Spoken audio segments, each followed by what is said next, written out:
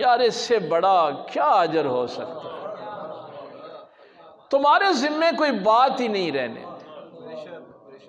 یصلح لکم اعمالکم، وہ اللہ تمہارے اعمال کی اصلاح کر دے۔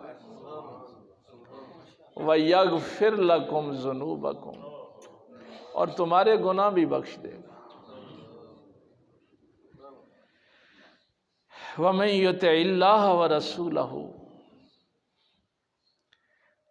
جس نے اللہ کی اور رسول صلی اللہ علیہ وسلم، اس کے رسول کی اطاعت کی، فرما برداری کی، غلامی کی، فَقَدْ فَازَ فَوْزًا عَظِيمًا،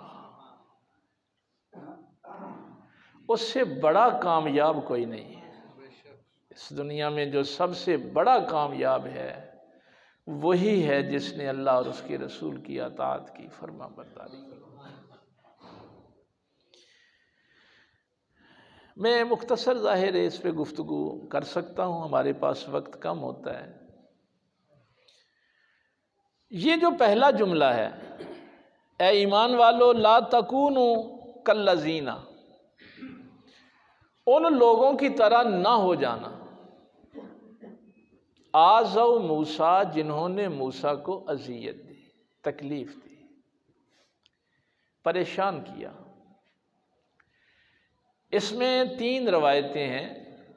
ایک تو بخاری شریف میں حضرت ابو ہریرہ رضی اللہ تعالیٰ عنہ روایت کرتے ہیں۔ ویسے تو بہت سی چیزیں ہیں لیکن یہ 3 چونکہ مستند مفسرین نے بیان کی ہیں، اس لیے میں وہ آپ کو بتانے لگا ہوں کہ وہ 3 باتیں جن سے اللہ کے نبی کو تکلیف ہوئی، اذیت پہنچائی گئی۔ بنی اسرائیل جب نہاتے تھے تو ننگے ہو کے نہاتے تھے اور اکٹھے گروپ بنا کے نہاتے تھے، یہ ان کا کلچر تھا، ثقافت تھی۔ آج بھی اگر آپ یورپ میں چلے جائیں تو وہاں جو حمام بنے ہوتے ہیں نا، تو وہ ایک حمام کے اندر کوئی 7-8 شاور لگے ہوتے ہیں، تو 7-8 لوگ ننگے ہی نہاتے ہیں، اور ایک عورتوں کے لیے وہ علیحدہ بناتے ہیں، وہاں ایک ایک عورت نہاتی ہے، لیکن مرد تو یہ کلچر آج بھی ہے کچھ ممالک۔ تو وہ ایسے ہی اکٹھے نہاتے تھے اور ننگے نہاتے تھے، لیکن آپ کو پتہ ہے کہ نبی بڑا حیا والا ہوتا ہے۔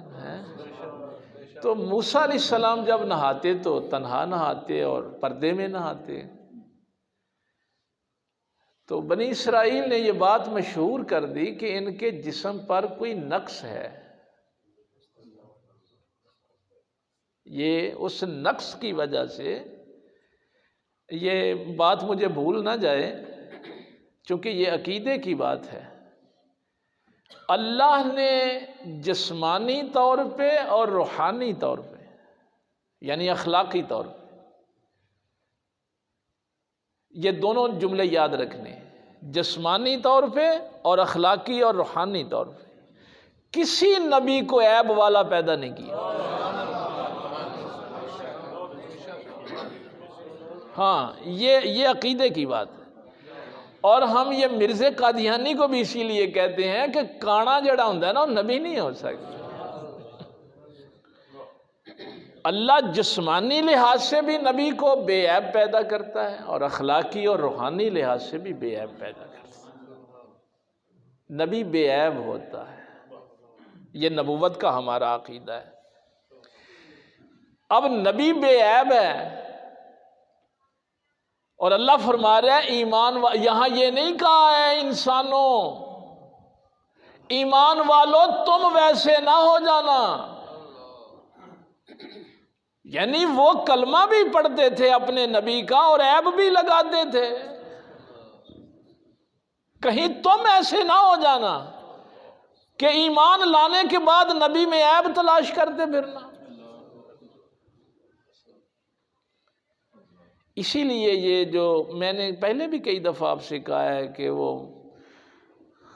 بیٹھے ہوئے کبھی کہہ دیتے ہیں جی وہ حضرت ایوب علیہ السلام کے جسم میں وہ کیڑوں کا ذکر، یہ وہ نہ، یہ عقیدے کے خلاف ہے۔ پیغمبر کا جسم بے عیب ہوتا ہے، اس میں عیب نہیں ہوتا،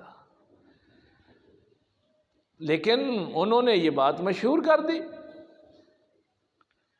کہ موسیٰ علیہ السلام کے جسم میں کوئی عیب ہیں اس لیے وہ چھپ کے نہاتے ہیں، ورنہ وہ اپنے کلچر کے مطابق نہ نہائیں. سب